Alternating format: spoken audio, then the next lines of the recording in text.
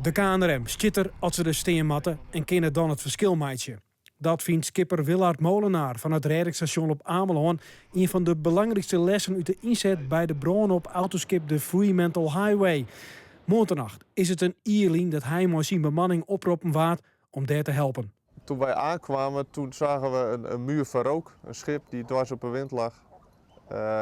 Echt een spookschip. Het was gewoon een muur van rook. De noodverlichting knipperde nog her en der. Schroef draaide niet meer. Je handelt, je denkt er wel over na. Je weegt de risico's af natuurlijk. Maar je gaat wel in actiemodus. En het is gewoon puur handelen, of snel handelen, wat we op dat moment gaan doen. Naast de boot van het Ameland is ook de Hurricane van de rederij Noordgat en de reddingsboot van Ski Mozaïek te plak. Wat er toen moest gebeuren is dat er 23 mensen van dat schip af moesten. Een van de 23 die stond juist achter op het schip vrij laag. Sprong als eerste van boord af en die werd opgepikt.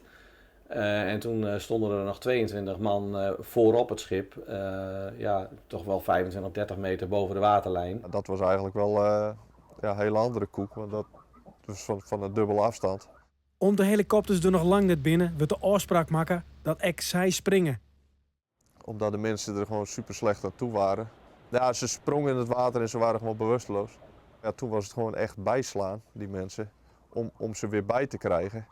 Ja, en toen eigenlijk een beetje de schade opnemen wat ze hadden opgelopen.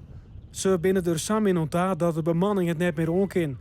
Een van de redden opvarenden om boord van de Wilhelmien, die redt het net. Het is al bijzonder dat je van de 7, 6 wel kunt redden die van 30 meter hoog naar beneden springen. Dus het is eigenlijk nog godswonder dat het er niet meer waren. We zijn er vaak wel bij, maar we zijn niet in staat om iedereen altijd maar te redden. Daarin nog tal van onderzoeken naar de brand en het handelen van alle helpdiensten. De skipper zelfs haar al vol een conclusie lutsen. Dit is wat we kunnen, dit is wat we doen, dit is waar we dan blijkbaar altijd 24/7 het jaar rond in klaar voor zijn om te doen. Dat vond ik eigenlijk voor de bemanning en voor de hele KNRM gewoon wel zo van... Wij doen er wel toe, zeg maar. Wij kunnen wel iets.